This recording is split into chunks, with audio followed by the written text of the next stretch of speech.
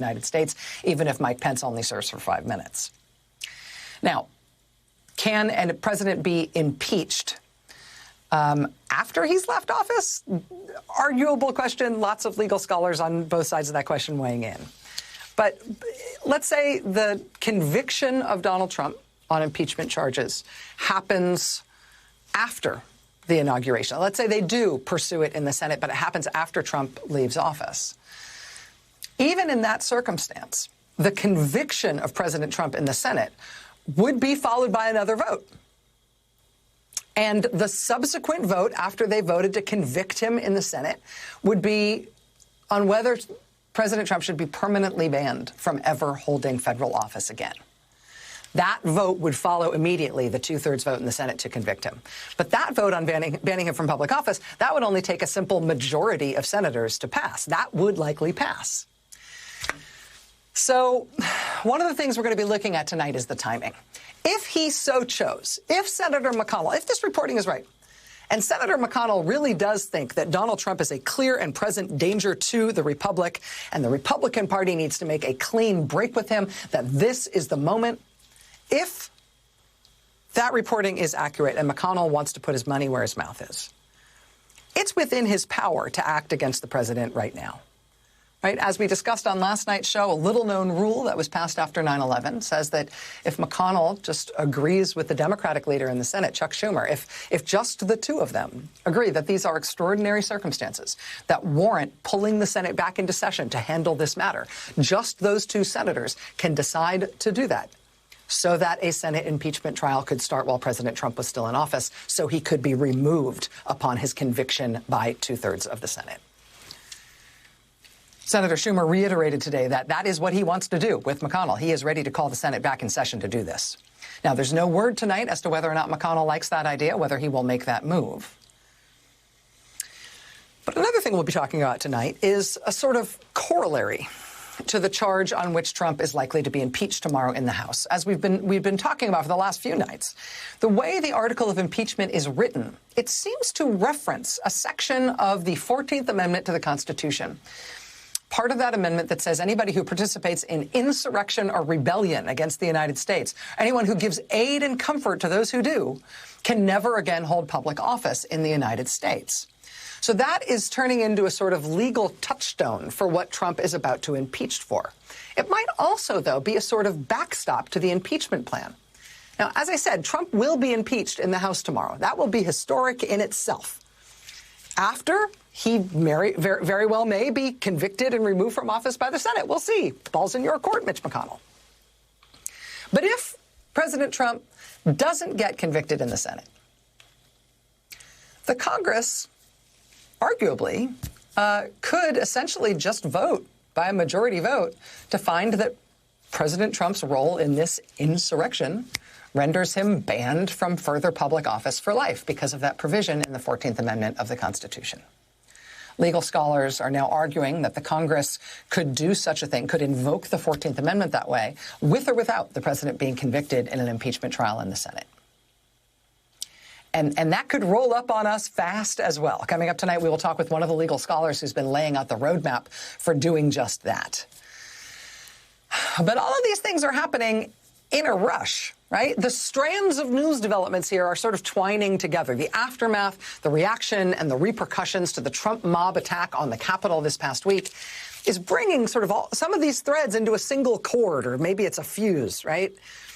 But all of these things are coming together, and they're all being pursued all at once. For example, late today, we got just an extraordinary statement from the top uniformed military leadership of the United States.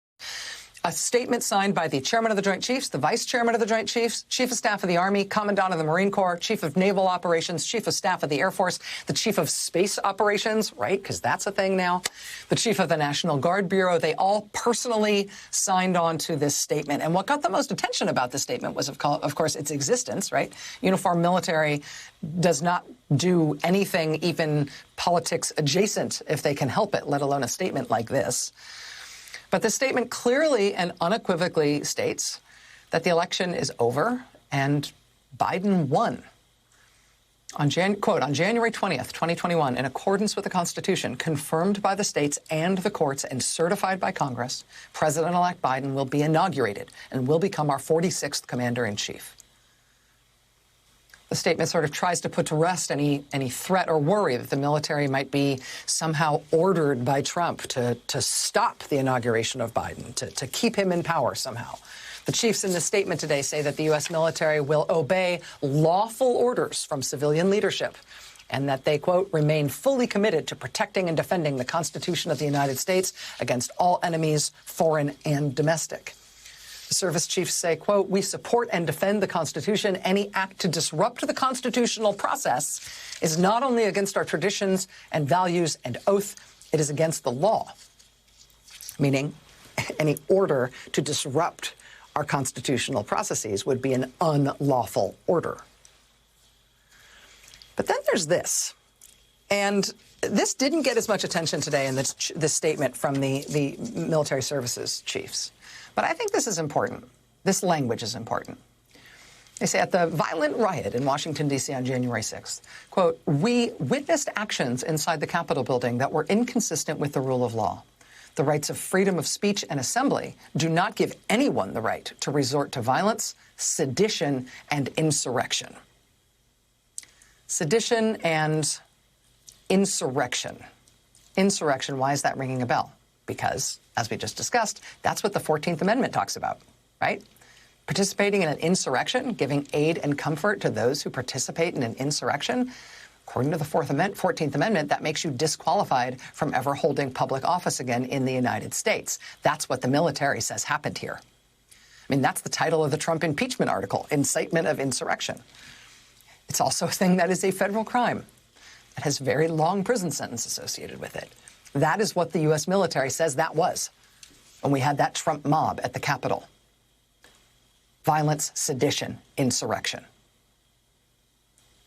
Impeachable offenses, offenses that bar you from ever holding public office, offenses that sentence you to long, long prison terms. That's what the military says happened here.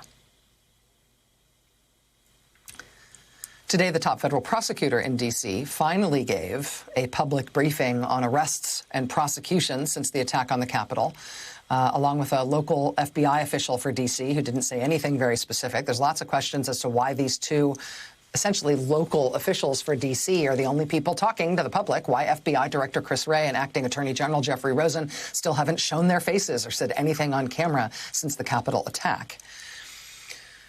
But we did learn from this U.S. attorney today that he says that in prosecuting people who took part in this attack, they've set up a task force of prosecutors specifically to pursue, what's that word? Sedition. Sedition charges. Sedition is a 20-year felony for what amounts to an effort to overthrow or oppose the U.S. government by force. Just yesterday, our office organized a strike force of very senior national security prosecutors and public corruption prosecutors. Their only marching orders from me are to build seditious and conspiracy charges related to the most heinous acts that occurred in the Capitol. And these are significant charges that have felonies with prison terms of up to 20 years.